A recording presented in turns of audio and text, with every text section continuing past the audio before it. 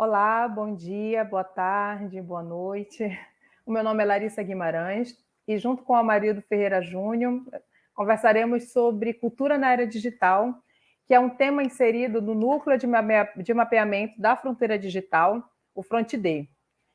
O FrontD é um projeto coordenado pelo Marcelo Manzano, da Unicamp, e faz parte do projeto do Instituto Lula, chamado Novas e Velhas Desigualdades na Era Digital no Brasil na terceira década do século XXI.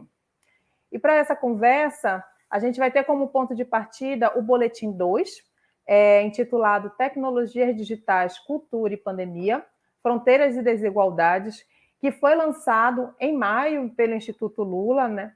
Maio e junho, junto com outros 5 boletins produzidos pelo Núcleo de Mapeamento da Fronteira Digital. E todos os boletins estão disponíveis para download na página do Instituto Lula e o link para acesso está na descrição desse nosso vídeo. Então, nesse segundo boletim, a gente observa que de 2016 a 2022 houve um contínuo encolhimento da imaginação e das capacidades institucionais de atuação nos campos da cultura no Brasil.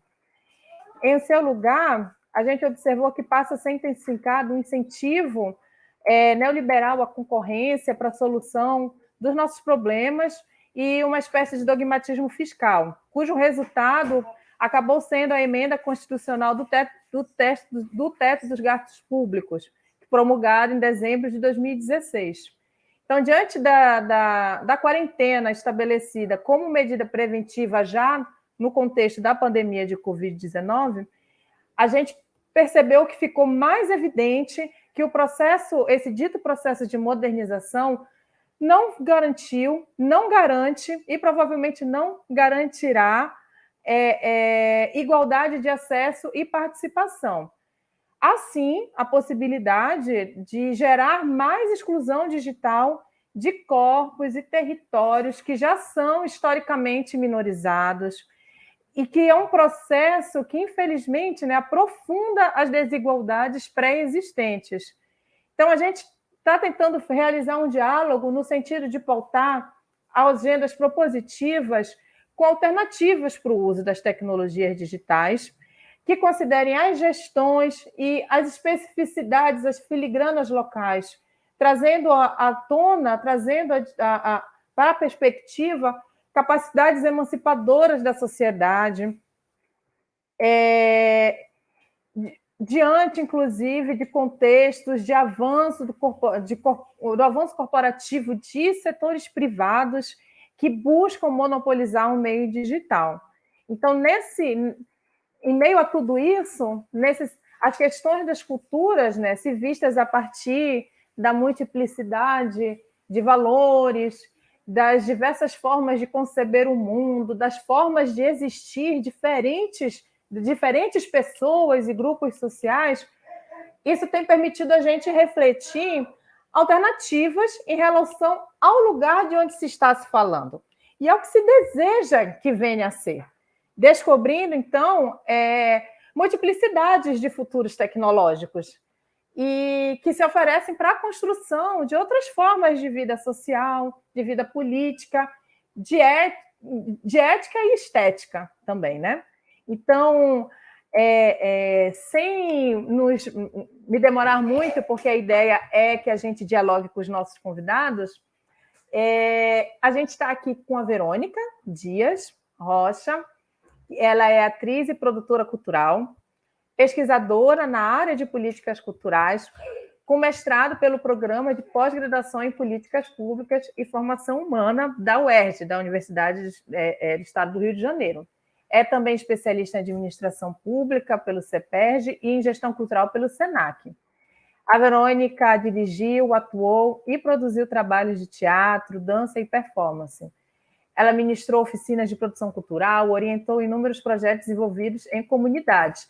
É também pesquisadora associada e representante regional do Centro Latino-Americano de Estudos em Cultura, CLAEC, do qual eu também faço parte. Estamos na mesma linha de pesquisa, linha 3. E isso no Rio de Janeiro, né? Verônica está no Rio de Janeiro, eu estou em Boa Vista, Roraima. E Ela coordena, né, a pesquisa diagnóstico cultural, que é um estudo de aplicação da Lei Aldir Blanc na cidade do Rio de Janeiro. Atualmente também é doutoranda no mesmo programa de pós-graduação de Políticas Públicas e Formação Humana na UERJ e ativista cultural.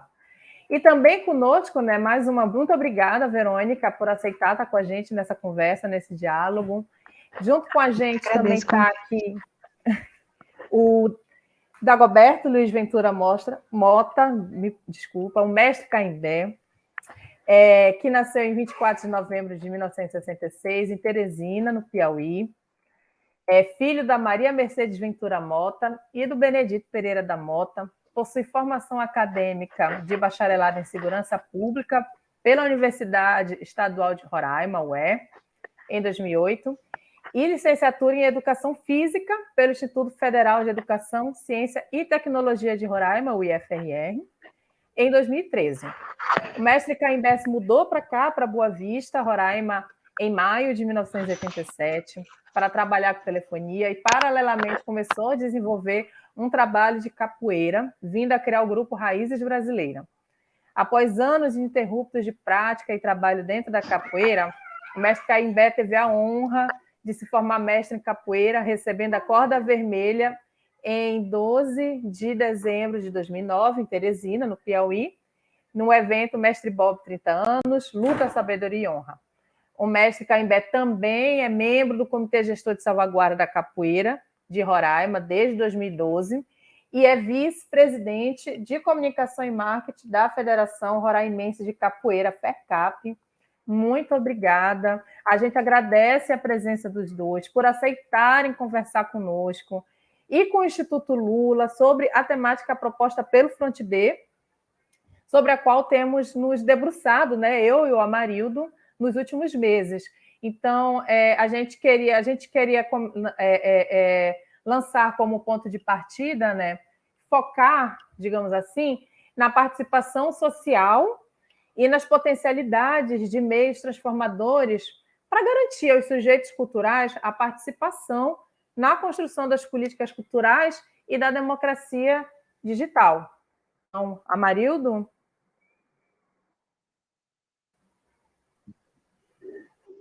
Boa tarde, boa noite ou bom dia, né, a depender do horário em que vocês irão assistir esse vídeo, né. Eu sou Amarildo, sou professor no Instituto Federal de Roraima e tive, né, a honra de integrar, né, o núcleo de pesquisas do Front B dentro desse eixo em que discute cultura na era digital. É um eixo que coordenado pela Larissa, né, e que hoje nós estamos fazendo uma discussão de lançamento do nosso segundo boletim. Dentro dessa perspectiva, né, queria agradecer também ao Instituto Lula, a Thaís, que está nos dando suporte hoje, né, e ao Marcelo, né, que tem coordenado o núcleo, né, do Front D. Dentro dessa perspectiva do nosso eixo, a gente tem feito uma discussão tanto no boletim número 1 quanto nesse segundo boletim. A nossa proposta é discutir essa interface entre cultura e a era digital, né? Esse tempo social no qual é demarcado por uma presença muito forte de tecnologias digitais em diversos âmbitos da vida social, né? No nosso caso específico, nos campos de produção da cultura.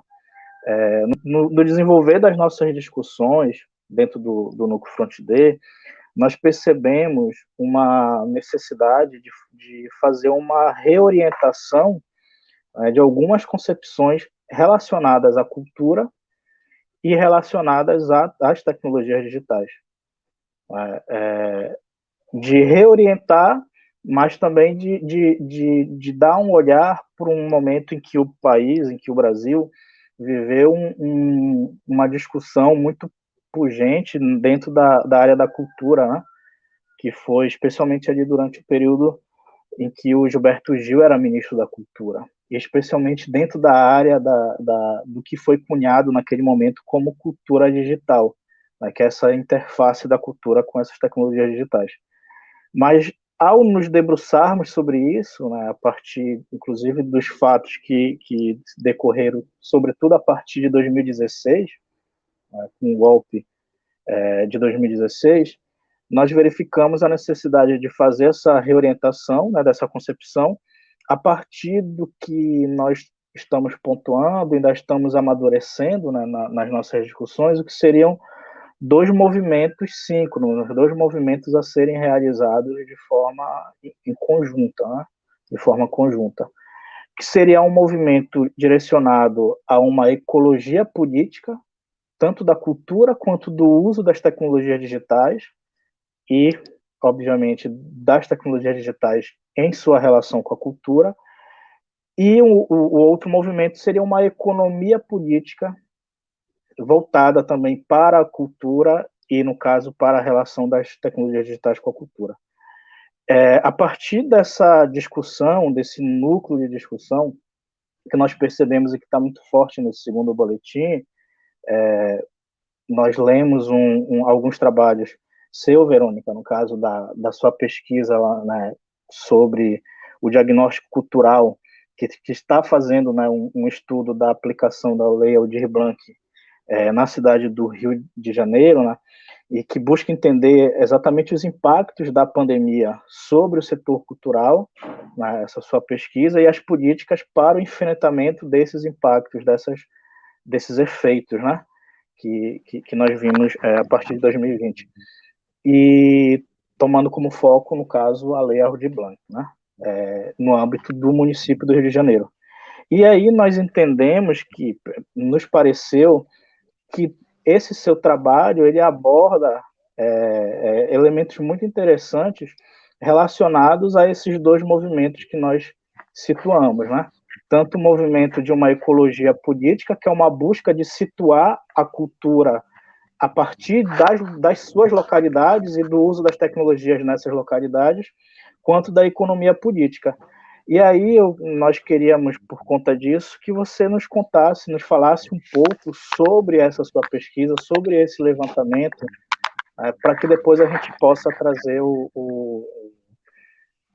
desdobrar essa discussão, né, a partir do que eu e Larissa propomos nesse segundo boletim. Tá, ok. Obrigada, Marildo. Obrigada pelo convite, obrigada ao Instituto Lula. Quero dar os parabéns a vocês pelo trabalho aí do Front D, esse trabalho de pesquisa tão potente, tão robusto, né? Enfim, bom, eu... No ano passado, então, eu comecei esse projeto, eu apresentei para o Centro Latino-Americano de Estudos em Cultura, o CLAEC, essa proposta de pesquisa, porque a gente estava em plena pandemia, e o que aconteceu é que os agentes culturais foram simplesmente devastados, né? A maior parte dos agentes culturais atua em conglomerados, digamos assim, a gente fala que o agente cultural é um aglomerador, né? Então, raros são aqueles que trabalham sozinhos em casa. Então, você tem casos, né? O escritor, o compositor, alguns artistas visuais, enfim, alguns casos, mas a maioria, no caso do Rio de Janeiro, realmente a maioria, acredito que no caso do Brasil, não tem esse levantamento para o Brasil, artes do palco, arte da cena, artes de rua, são situações, próprio cinema, enfim, que conglomeram as pessoas. Então, com a pandemia, a gente foi obrigada a ficar em casa, né? E eu, como pesquisadora, me senti na necessidade, na obrigação de, então, estudar o que está acontecendo, né? E, ao mesmo tempo, em paralelo, a gente tinha a discussão da Lei Aldir Blanc, né? Porque, justamente, a categoria dos artistas, estou falando artistas e técnicos e pesquisadores, produtores, todo mundo que trabalha, tira o seu sustento da cultura, tá? Nós fomos excluídos da renda emergencial do governo federal. Então, houve uma intensa mobilização para a gente conseguir aprovar a Lei Aldir Blanc, que foi especificamente a lei emergencial para a cultura, né, para esses setores que tiram seu sustento desse tipo de atividade. Conseguimos uma aprovação, uma mobilização muito ampla, né, no Congresso, senadores, deputados, enfim, né, e se conseguiu essa lei tem 3 partes, eu vou resumir, tá? os incisos 1, 2 e 3, e pela própria lei ficaram definidas, então, as atribuições de estados e municípios e governo federal, né? Então, os estados ficaram com o que se chamou de inciso 1, que era exatamente a renda emergencial para os trabalhadores da cultura. Inciso 1 e inciso 3, desculpa. E o município ficou com o inciso 2 e inciso 3, eu vou explicar um pouquinho. O inciso 2, que ficou com os municípios, era o apoio a coletivos, grupos, entidades, enfim, com ou sem CNPJ. E o inciso 3, que foi também atribuição dos estados, mas principalmente dos municípios, então eram editais, prêmios, seleções para qualquer tipo de agente cultural, e que então os municípios tiveram autonomia para decidir como se daria isso, né? Bom, então, no Rio de Janeiro, a gente teve, especificamente em termos municipais, o inciso 2, né, esse apoio aos coletivos, grupos e tal, e o inciso 3, então, depois de muitas discussões, houve muita participação, isso foi um momento efervescente e importante, sabe? Muita gente que não participava, muitos artistas e técnicos que não participavam se envolveram na discussão de como seria essa distribuição dos recursos, né, de modo que chegasse a todo mundo, porque estava todo mundo realmente com muita dificuldade, né, para pagar suas contas, para encher sua geladeira, né? Enfim. Então, no Rio de Janeiro, foram 4 editais, né? Um edital de fomento, um edital de arte-escola, um edital de apoio aos técnicos, especificamente, e um edital de ações locais, que era para atividades nas comunidades. O que acontece é que a gente estava na pandemia, então houve um momento que houve uma certa melhora, mas, de modo geral, esses 4 editais, eles acabaram sendo realizados de forma online. Os produtos provenientes desses editais, né, os agentes selecionados, tiveram que realizar de forma digital. Então, a gente tem várias questões, né, 3 questões, que eu devolvo para vocês aí. Uma delas é a exclusão digital, né? A gente tem um índice enorme de pessoas que não têm acesso nem aos equipamentos, nem à internet de qualidade, e às vezes não tem nem os conhecimentos necessários, né? Depois, nem todas as formas de expressão cultural ficam bem, digamos assim, funcionam bem quando adaptadas para a lógica virtual, né? Vocês sabem que, como eu falei, muitas das atividades culturais, elas são presenciais, elas precisam do corpo, precisam do olho no olho, né? Elas precisam exatamente da emoção coletiva da plateia. E perde-se bastante, nesse caso, com a transmissão online. Algumas não conseguiram fazer essa adaptação. Outras sim conseguiram e descobriram um grande universo ali, né? Porque, por outro lado, você dá acesso a mais pessoas, né? Então, se eu estou no Rio de Janeiro fazendo um espetáculo que pode ser traduzido, pode ser transmitido online, ele pode ser acessado por pessoas dos vários municípios do Rio de Janeiro e até fora do Brasil, vários municípios do Brasil, desculpa, e até fora do Brasil. Então, tem aí um aspecto muito interessante, né, de ampliar a acessibilidade, democratização da cultura, né? Muito bem. Então, um outro aspecto que tem a ver com a questão dos direitos autorais, que é uma coisa que a gente tem que discutir em algum momento, né, que é como é que ficam os direitos quando você coloca a sua obra online. Isso é algo que não está totalmente definido, né? Bom, a nossa pesquisa, a gente resolveu, então, fazer, a partir do recorte da Lei Aldir Blanc, não apenas os selecionados, mas todos aqueles que se inscreveram, e tentamos, num dos instrumentos que usamos, que eu vou explicar um pouquinho depois, tentamos também abordar, né, incluir aqueles que nem souberam, né, aqueles que não chegaram nem a se inscrever na Lei Aldir Blanc, nos editais, porque não souberam, não chegou lá, seja por exclusão digital, seja pela falta de informação, da dificuldade da informação chegar até essas pessoas, né. Então, a gente está fazendo essa pesquisa ainda, né? A gente usou 3 instrumentos, um deles foram as planilhas de todos os inscritos na Lei Aldir Blanc do município. Nós conseguimos que a Secretaria Municipal de Cultura nos cedesse essas planilhas. Então, a gente tem essas informações todas, tanto do inciso 2, como dos 4 editais, né? Um outro instrumento que nós usamos foi um questionário. Não sei como é que está meu tempo aí, vocês me avisam quando eu estiver falando demais. Sim, eu aviso, assim, só é porque eu acho que está tocando o seu microfone no colar, aí está fazendo algum ruído aqui. Mas a gente avisa com relação ao tempo também, tá? Tá. Deixa eu ver se eu consigo tirar aqui. Pronto. Esse instrumento do questionário que a gente resolveu elaborar foi um processo muito bacana, porque a minha equipe, eu até acabei não falando, enfim, tem outras 3 pessoas na equipe, e a gente tem parceria com o Observatório das Metrópoles e com o IPEA. Esse questionário foi feito junto com o Observatório das Metrópoles, e a gente resolveu não elaborar o questionário só nós, da nossa cabeça, né? Aqueles intelectual pensante no seu castelo. A gente resolveu convocar agentes culturais dos vários territórios, das várias linguagens, para nos ajudarem a confeccionar e elaborar o próprio questionário. Então, isso foi um processo riquíssimo. Fizemos um monte de reuniões, todas online, claro, né? Momento de pandemia, para elaborar o questionário, para eles nos dizerem quais são as perguntas importantes, quais são as questões, o que pega, né? O que pega para um agente cultural? Seja o agente cultural que faz a sua arte na rua, seja o agente cultural que tem um grupo, seja o que não tem grupo, seja o que é formalizado, o que não é formalizado, enfim. Então, saiu um instrumento bem interessante, né, que nós aplicamos em plena pandemia.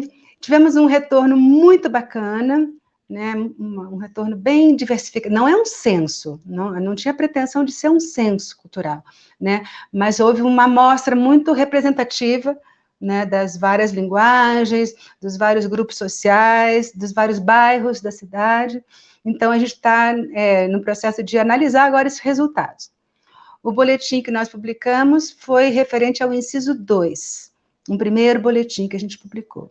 Agora a gente está elaborando o segundo boletim, que vai ser em relação a esse questionário.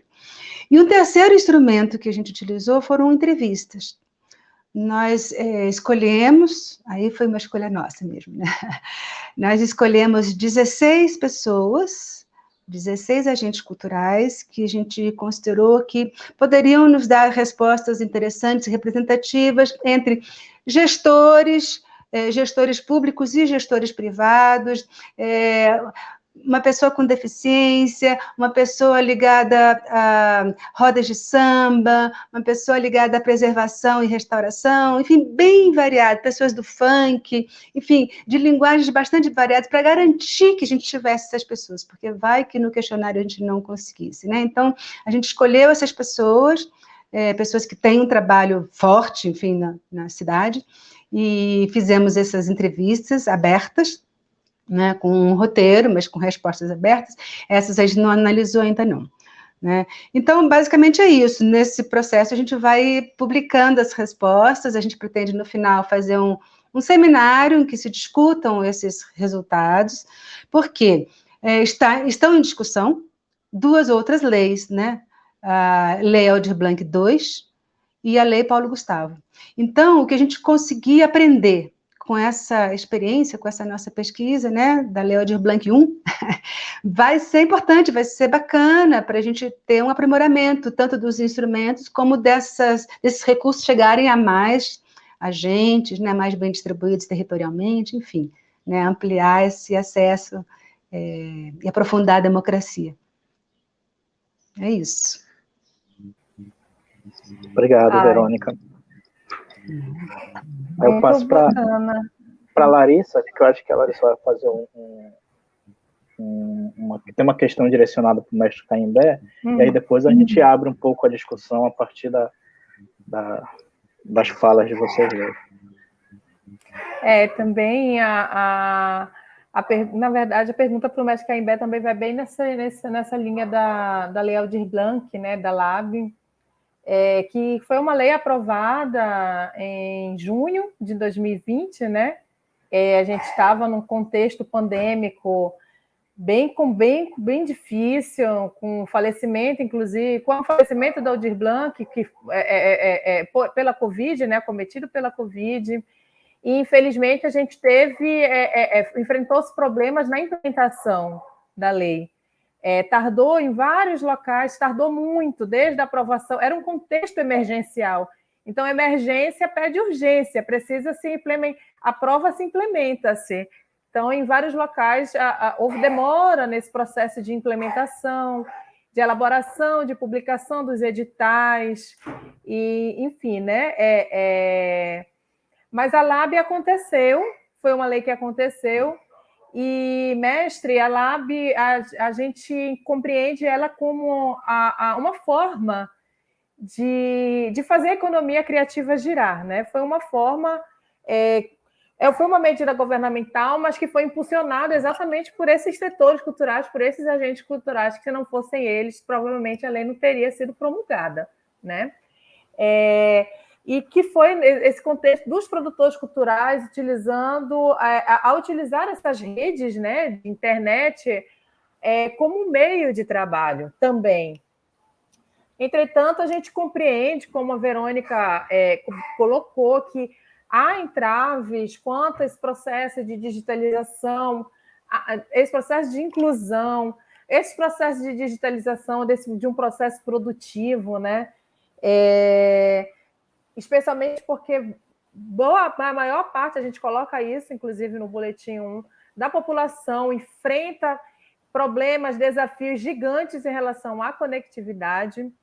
Mas o que eu gostaria também de lhe perguntar, mestre, enquanto mestre de capoeira, enquanto um agente cultural, um produtor cultural, um mestre de cultura popular, como foi a sua experiência, né? Falar um pouco conosco sobre o uso dessas tecnologias digitais no período pandêmico, no período da pandemia, mas também nesse outro contexto, que aí já é um processo de processo de digitalização da sua atuação nos 40 anos que o senhor tem de capoeira.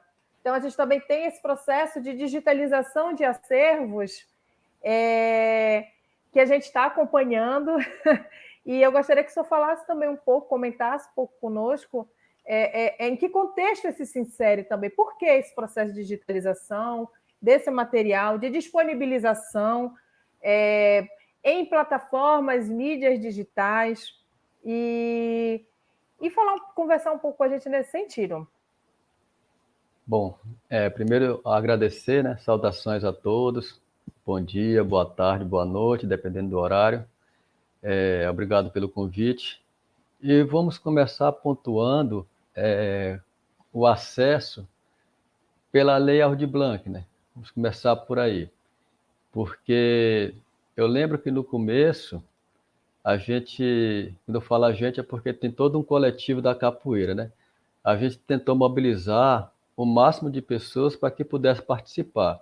Primeiro, para se familiarizar, porque nem todo mundo tem acesso à internet, nem todo mundo também tem facilidade de editar, de fazer um vídeo, e a grande maioria dos produtos culturais, vamos chamar a contrapartida, os produtos culturais, eram vídeos. 99% foi vídeo, né? Você fez a apresentação, tudo disponibilizou aí online, você teve que gravar, a pessoa teve que aprender a editar, e antes de aprender a editar, ele tinha que ter essa intimidade em participar de editais, né? De interpretar edital. Então, quando teve o Aldir Blanc, que saiu o edital, eu não vou participar, a maioria já pensa assim, são cartas marcadas, panelinhas, né? Então, eu lembro que eu vou falar aqui pelo coletivo da Salvaguarda aqui de Roraima, nós mobilizamos, nós fizemos reuniões, né? O máximo que nós tivemos acesso para que as pessoas viessem participar, e nós estávamos lá, poxa, vai lá, mete um projeto, mas eu não sei como fazer projeto. Então, você não dá aula para criança? Pega essa aula para criança, tu filme, bota um projeto para criança, vai lá. Isso na capital. E quem está mais longe? Quem está difícil? Né? Ainda teve uma dificuldade, porque dentro do edital tinha que vir assinar, né? Eu vou ter que assinar. Tem que vir assinar presencial. Não, tá errado, cara. A pessoa não vai ter que vir aqui se eu estou lá no local de difícil acesso, por que eu venho assinar? Se eu tenho que mandar tudo digital, então recebe aí, dá um jeito de receber, né? E a gente foi conversando, e também, não somente a salvaguarda, mas já teve outro movimento, eu já vou citar aqui um coletivo que eu faço parte, que é o Roda de Prosa, né? Então, além da gente assessorar os mestres de capoeira, nós também tivemos que assessorar os mestres da cultura popular, que também não tinham esse acesso, né? Eu lembro que até o último dia aqui, as pessoas me mandavam mensagem: mestre, e aí como é que faz? Não, cara, vem aqui, eu te ajudo a fazer o edital, vamos lá, bota aí os teus dados, faz teu portfólio, é coisa simples, uma página, 2 páginas, e vamos mandar pela internet. Então, o máximo que a gente conseguiu fazer, né, para poder ajudar as pessoas a participar, foi ótimo.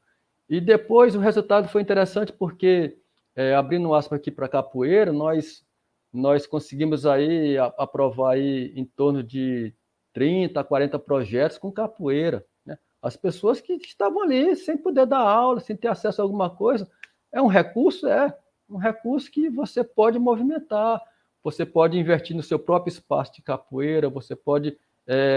e a lei é emergencial, às vezes a pessoa diz assim: ah, mas o cara pegou o dinheiro e comprou as coisas para ele. Mas o dinheiro era para isso, era emergencial, né? Eu posso usar de qualquer forma, contanto que eu comprove, eu apresente o projeto, apresentou o projeto, foi contemplado, ótimo, né?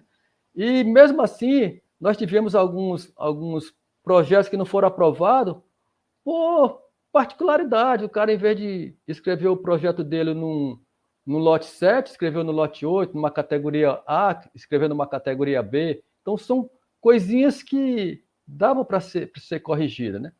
Mas eu vejo que, no contexto geral, a nossa atuação aqui na lei Aldir Blanc, né, nos editais, tanto no município como no estado como um todo, nós conseguimos aprovar vários projetos que beneficiaram muita gente dentro da capoeira e também dentro da cultura popular.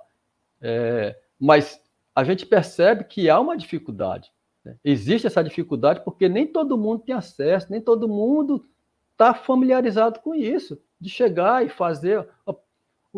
Vou dar um detalhe aqui. Teve um edital que a pessoa tinha que apresentar, além de mandar a mídia pela internet, ele tinha que entregar uma mídia digital lá na secretaria. Eu tinha que levar ou em pendrive, ou em CD, ou em DVD. Para quê? Se eu já mandei pela internet, né? Se já está na internet, pega aí, baixa e copia. Pronto, já está. Já mandei meu projeto. Mas as pessoas têm essa dificuldade, né? Nem todo mundo tem acesso a isso, né? E assim, dentro da própria pandemia, o acesso à tecnologia, abrindo aqui um parênteses, você não falou, Larissa, mas achei interessante, porque muitos trabalhavam em home office, e eu tive que atuar em home office, né? Eu lembro que o primeiro ano eu pegava dentro do meu trabalho, eu gravava mais videoaulas, que era um apoio social, videoaula de 1 minuto, 1 minuto e meio, 2 minutos, e disponibilizava em um grupo de WhatsApp. Aí você imagina, 1 ano colocando isso aí, né? Chega um momento que vai cansando, não tem memória de celular que aguente. Primeiro ano foi assim. Já no segundo ano, o que é que eu fiz? No segundo ano, eu peguei, gravava as aulas e disponibilizava no canal do YouTube, né? Botava o acesso restrito, só as pessoas que faziam parte daquele grupo, para que pudesse assistir às aulas. Então, as aulas ficaram disponibilizadas no YouTube. Acabou o trabalho de home office, eu peguei os vídeos e disponibilizei geral. Então, tá, quem quiser fazer as aulas que eu fiz no home office, está tudo lá disponível no YouTube também, no nosso canal, né? E aí já pego o gancho que você falou dos 40 anos de capoeira, do que eu estou digitalizando. Porque eu tenho alguns arquivos aqui em VHS, né? E eu sempre ficava assistindo VHS em casa. As pessoas, disponibiliza para a gente. Uma hora eu vou disponibilizar. E eu tinha ele gravado, né? Mas não estava numa resolução boa, né? Não estava numa qualidade boa. E eu aproveitei esse período que a gente ficou em home office ou trabalhando em casa, que eu às vezes eu fico me policiando porque eu não gosto de usar muito esses termos em inglês, mas é o jeito, né? Mas eu estava trabalhando em casa, né? Trabalho em casa, né? Trabalho em casa, é isso aí mesmo. Então eu trabalhei em casa, então o que é que eu fiz? Vou trabalhar para mim também. peguei os VHS que eu tinha, né, fui juntando, pegando o videocassete e foi digitalizando, passando essas reportagens, porque o meu objetivo maior é passar as reportagens que eu tenho, né, e deixar disponível. Então, disponibilizar as reportagens no canal, né? A forma de comemorar os 40 anos de capoeira foi essa, eu pegar os registros que eu tenho, né? Eu comecei a treinar capoeira em novembro de 1982, mas o primeiro registro que eu tenho em VHS, né, de vídeo, é de 1900... Estou até me perdendo. 1990. Não, é isso mesmo, 1990. 91, 91, 92 dias, que eu cheguei aqui em 87.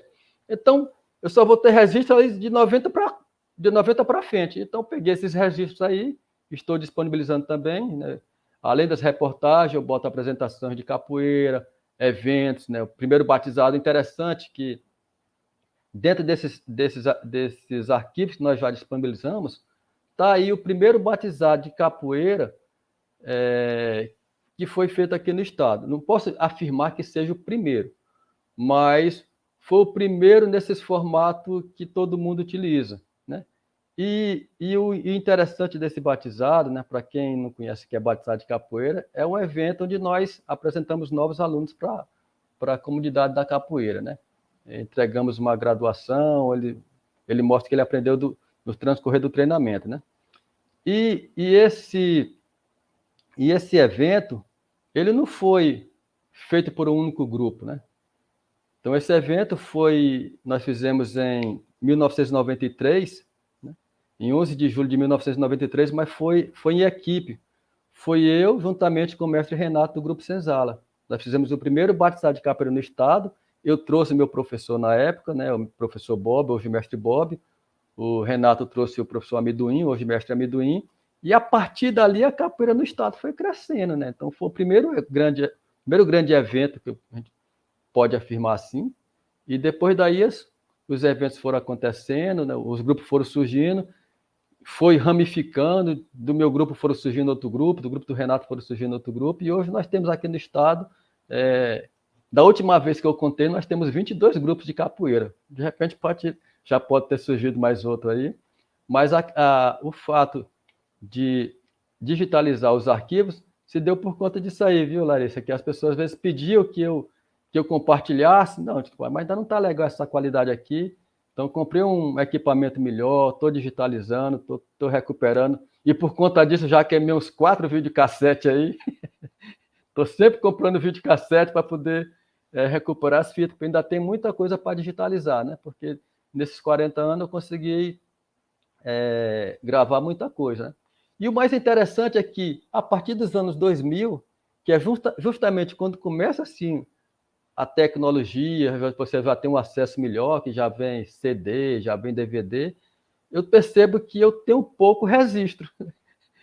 Você está tão acostumado que todo mundo filma, que todo mundo fotografa, que eu não tenho, tem pouco registro a partir de 2000, mas reportagem tem bastante. Então, essa reportagem eu estou digitalizando e vou disponibilizar aí para o público.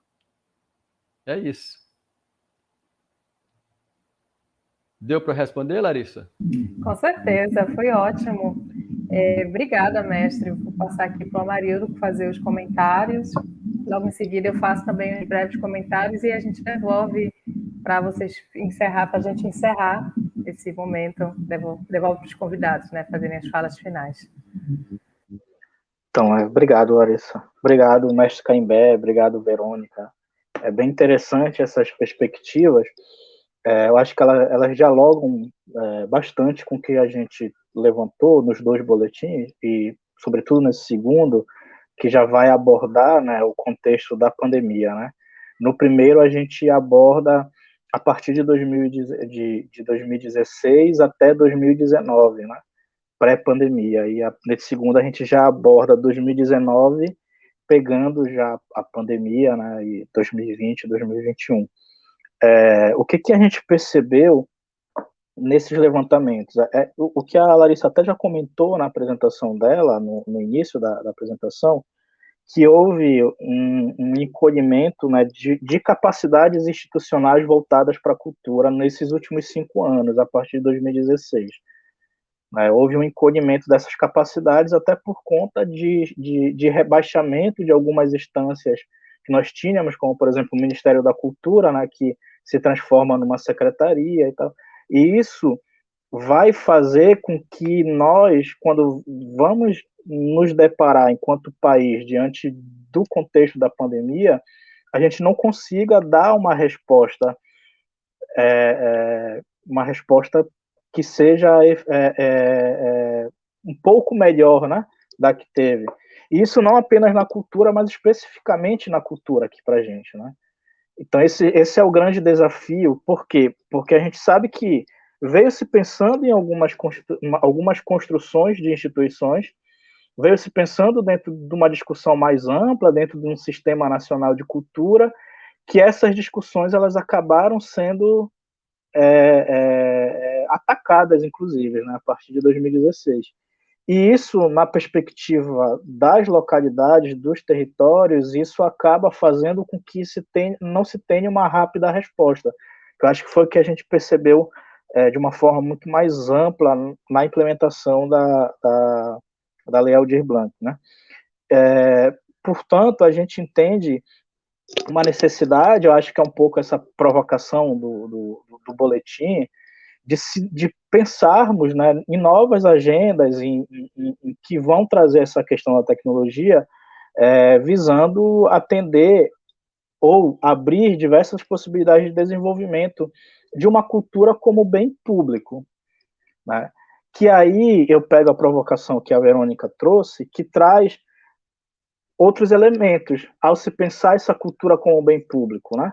Se traz esses elementos vinculados à própria cultura democrática, a própria democracia em si, dentro desses ambientes digitais, que traz as questões relacionadas aos direitos autorais e que traz também as questões relacionadas ao acesso a essas tecnologias, na produção desses bens culturais, né, dentro de um outro contexto, né, que o mestre Caimbé coloca de uma forma muito, muito interessante no seu relato, né? Nisso, eu fico com algumas questões assim que entram, e aí eu queria que a gente pensasse um pouco sobre isso, porque nós estamos muito dependentes, em certa medida, de determinadas plataformas, né?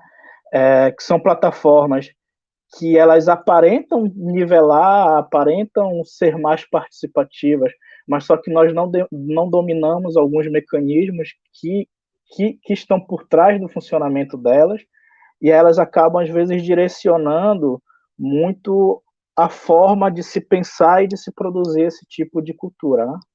Os bens culturais atualmente. Eu acho que essa é a perspectiva que, pelo menos a mim particularmente, mais chamou a atenção, essa reconfiguração dessas formas de pensar e produzir, que a gente acaba ficando dependente de um grupo, de um punhado de plataformas, né, vinculadas a grandes conglomerados empresariais, Facebook, Instagram, YouTube, né? Então, eu queria saber, assim, se vocês pudessem falar depois, quando forem fazer as considerações, sobre quais são os critérios que, por exemplo, o mestre Caimbé utiliza para a seleção dos meios tecnológicos, que ele utilizou tanto nessa resposta à pandemia, quanto agora nesse processo de um registro histórico da sua experiência enquanto mestre de capoeira, que ela é tanto individual, mas sobretudo coletiva, e isso ele destaca bem na própria fala dele, né? Então, quais são esses critérios de seleção que ele utiliza? E no caso da Verônica, o que me chamou a atenção no artigo dela, é que ela fala em determinado momento sobre ações afirmativas que são aplicadas por esses grupos que fizeram projetos no Rio de Janeiro, e de que isso demonstra uma reflexão e um discernimento sobre o público a ser alcançado, né? E que afasta um pouco, pensa um pouco a cultura para além de espetáculo e mercadoria. Eu queria que ela falasse um pouco mais sobre isso, levando em consideração que a gente também está limitado em termos de acesso a tecnologias, né? Quais são as potencialidades para isso? No fim, seriam essas as minhas considerações. Acho que a gente precisa repensar, né, pensar essas tecnologias a partir de uma economia política por trás delas e a partir dessa localização nos espaços para que elas possam vir referenciadas nos lugares. Né? E eu acho que essas duas questões são as que colocam, para mim, assim, talvez colocam um debate interessante. Né? Aí eu passo agora para a Larissa fazer os comentários dela. Eu vou Obrigado. aproveitar e tentar ser um pouco mais sintética nos meus comentários, que também já são considerações finais. Aí já aproveito para agradecer a Thaís, que está aqui prestando o apoio para a gente, a Thaís do Instituto Lula, Verônica, Caimbé, obrigada por aceitarem esse convite, né, de estarem aqui conosco. E, na verdade, o meu comentário seria mais no sentido desses dados que a gente está tendo agora em relação à Lei Aldir Blanc. Né? O trabalho da Verônica, o trabalho que a Verônica comentou conosco e que já está tendo esse primeiro resultado com a publicação desses dados, é um dos primeiros trabalhos em relação à aplicação da Lei Aldir Blanc. A nível de Amazônia, por exemplo, a gente ainda não tem esses dados consolidados, a gente ainda não tem uma pesquisa de fôlego em que nos traga dados, né, diferentes tipos de dados em relação à implementação da lei, seja por ainda ser muito recente, ou por ainda estar em processo de coleta, de depuração desses dados e construção dessas informações. O que a gente aproveita, o que nós utilizamos foram dados da Amazônia Real, que é um jornal, como eles se colocam, independente e investigativo relacionado a questões políticas e sociais da Amazônia, e eles fizeram um levantamento em relação a quais foram os recursos que foram repassados para os estados na região norte, em relação à disponibilidade orçamentária para cada estado, e consultando as secretarias de cultura, e até a data, que foi em 2021 que lançaram a reportagem, o quanto que foi, de fato, implementado, o recurso que chegou e o recurso que foi utilizado, e aí são dados bem em determinados estados, como, por exemplo, o estado do Pará e do Amazonas, foi utilizado quase a totalidade do recurso, mas estados, por exemplo, como Rondônia, isso já não aconteceu. Por que isso não aconteceu? A gente precisa desses trabalhos, a gente precisa que se debrucem sobre essas informações. E o trabalho que a Verônica trouxe para a gente no Rio de Janeiro, por favor, depois dessa live, bora conhecer, vamos lá conversar com a Verônica e no CLAEC e no Observatório das Metrópoles, para a gente ter acesso, e que essas informações são muito importantes para a gente, inclusive, reforçar a importância tanto da Lei Paulo Gustavo quanto da Lei Aldir Blanc II. São informações que vão agregar, né? E aí também o que o mestre Caimbé nos colocou, a implementação da lei, ela enfrentou diversos problemas, tanto da parte do produtor quanto da parte do próprio governo, quando muitos municípios não têm nem Secretaria de Cultura, não tem política de cultura. Como é que você vai implementar uma lei emergencial no campo da cultura se você não tem nem política de cultura, não tem pessoal que também saiba lidar com o meio digital? Não isso é uma questão muito mais ampla, falta também de servidores, muitas vezes, servidores que também não conhecem, não sabem como utilizar essas plataformas. Então, a implementação da lei, né, ela tem, do ponto de vista do setor cultural, escancarou uma ferida, escancarou algo que já era sabido, já era perceptível. E aí a gente precisa pensar, né? Pensar como é que a gente vai trabalhar isso. Eu acho que é algo muito bacana para a gente trabalhar aqui, né, mestre Caimbé, em relação à implementação da lei no município de Boa Vista, no estado de Roraima.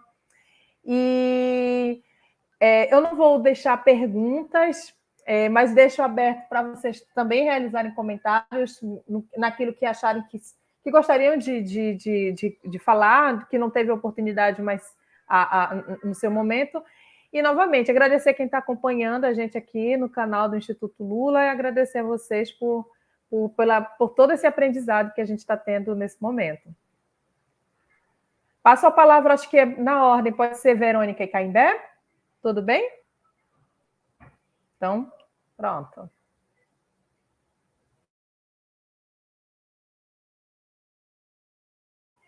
Seu microfone está desligado ainda, Verônica. Agora sim. A Lei Aldir Blanc, ela foi um processo inédito, né, no Brasil. Inédito porque foi, além dessa mobilização enorme, foi a primeira vez que veio essa quantidade de dinheiro, né, 3 bilhões de reais, distribuídos para os estados e pelos municípios. Então, esse sistema de fundo a fundo foi a primeira vez que aconteceu. Né? Claro que tem muitas críticas, claro que houve muitos problemas, né? Claro que no final das contas foi pouquinho dinheiro, porque aqui no Rio de Janeiro, por exemplo, ele chegou no bolso das pessoas 8 meses depois do início da pandemia, que significa para muitas pessoas 8 meses sem ter podido trabalhar, né? Então, com um monte de dívidas, um monte de contas penduradas, enfim. Então, esse dinheirinho praticamente foi para pagar dívida. Mas ainda assim, ele foi um suspiro, ele foi assim, aquele poder sobreviver naquele momento, e foi importante todo esse processo. Também, aí, me referindo à fala do mestre Caimbé, porque muitas pessoas começaram a participar, muitas pessoas que não participavam das discussões políticas, não participavam das seleções dos editais culturais. Essa dificuldade toda é real, a gente tem que enfrentar, mas, de qualquer maneira, o fato de conseguirem fazer, de conseguirem se mobilizar e se inscreverem, é super importante, porque é isso que pressiona o poder público, né? Existiu também uma dificuldade por parte do poder público, que não sabe o que é ninguém sabia, não, o que é uma emergência. O que você tem que passar por cima? O que você tem que dar um jeito? Né? Porque não pode ficar preso em burocracias quando tem pessoas passando fome. Então, foi um aprendizado difícil, sem dúvida, com muitos problemas, mas eu acho que a gente aprendeu muito, e essa incorporação dos agentes culturais na cena, nas instâncias de decisão, nas instâncias de participação, foi muito, muito importante. E aí, em relação à pergunta do Amarildo, eu acho que está ligado com o que a gente vem também descobrindo nessa pandemia, que enfim, reforçando, que é o papel da cultura muito além do entretenimento, muito além dos espetáculos, muito para lá da maneira como o neoliberalismo quer nos impor, como se fosse mais uma mercadoria, né? O papel da cultura no lugar de saúde mental. A gente, nessa pandemia, precisou, para poder não enlouquecer no confinamento, não enlouquecer com a doença, com as perdas, foram muitíssimas perdas nesse país, né? Por causa desse governo, né? Então, assim, a cultura tem um papel muito fundamental, você poder se conectar, né, com os outros através da música, através da capoeira, através da dança, através dos espetáculos online, né, dessas atrações, resgatando um pouco daquilo que a gente né, resgatando as nossas riquezas, resgatando a alegria. Então, esse lugar da cultura como saúde mental também foi muito importante para todos nós, para perceber essa dimensão, né? Colocar a cultura em outro lugar, né? Então, respondendo a você em relação às ações afirmativas, também faz esse link, né, de que naquele formulário que teve aqui no Rio de Janeiro, que as pessoas tinham que indicar que públicos atendiam, né? Elas tinham que identificar que públicos eram esses, ou seja, perceber que a sua atividade cultural, ela não tem só uma dimensão, digamos assim, que massageia o ego, né? O ator se sente bem, se sente bonito, poderoso em cena, mas ele está fazendo bem a que grupos sociais, né? E aí a possibilidade, fazendo bem não no sentido, como se diz, de um ato caridoso, mas no sentido de mobilizar questionamentos, de mobilizar a participação, né? De tocar as almas, de tocar para reflexões outras que saem do cotidiano. Então, esses públicos que podem ser públicos de pessoas com deficiência, de ribeirinhos, de refugiados, de imigrantes, de quilombolas, enfim, né? No questionário aqui do Rio, era bem rico nesse sentido, e foi importante isso, né? Foi importante porque ajuda a conscientizar, ajuda a parar para pensar quem eu estou atendendo com a minha arte, com quem eu estou conversando, com quem eu estou dialogando quando eu toco essa música, quando eu faço essa roda, né? Então, acho que foi, nesse sentido, bastante importante, né? E gratificante. Acho que é isso. Obrigada. Muito obrigada mais uma vez pelo convite, foi um prazer.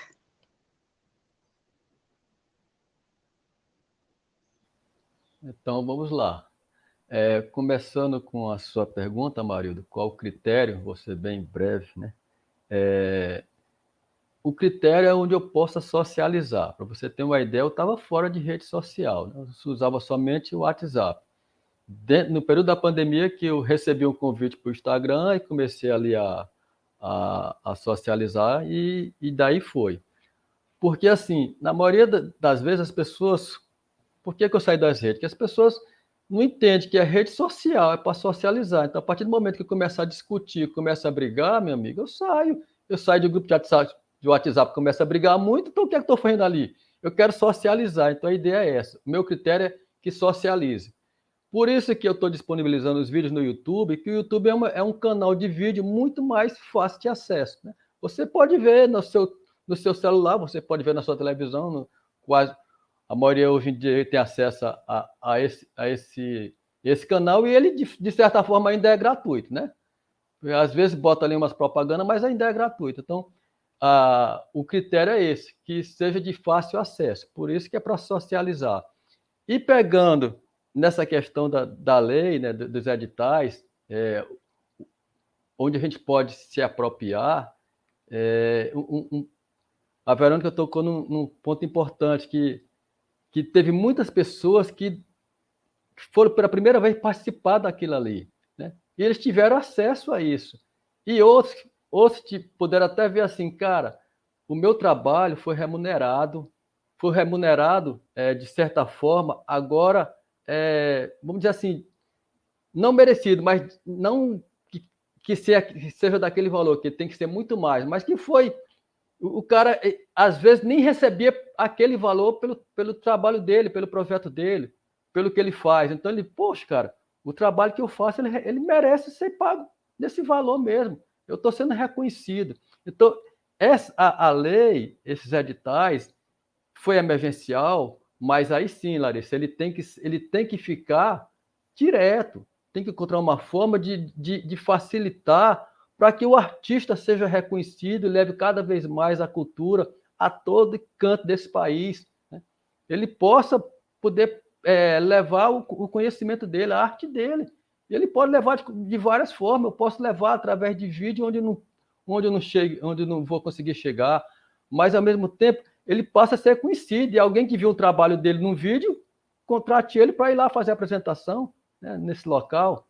Então, os editais, ele tem que continuar de uma forma que facilite para que o agente cultural possa ter acesso sem tanta burocracia, porque antigamente a pessoa não queria participar, porque já vinha com aquela ideia, pô, é carta marcada, é muita burocracia. Então, o edital, né, desses modelos aí, quanto mais você tiver acesso, mais familiarizado você tiver, fica melhor para que você possa mostrar o seu produto, né? Então, eu vejo assim que o uso das redes sociais, o uso da mídia, né, de uma certa forma, ele veio para quebrar um gelo e facilitar que a pessoa que não tinha acesso a isso aí pudesse mostrar mais o trabalho dele, ele pudesse ser visto pelo mundo, né?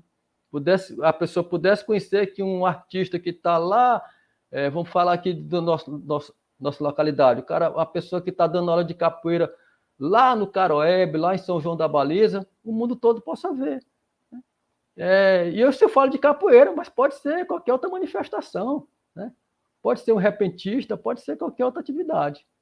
Então, nós temos que nos apropriar dessa ferramenta cada vez mais, mas de uma forma que seja benéfica para todos.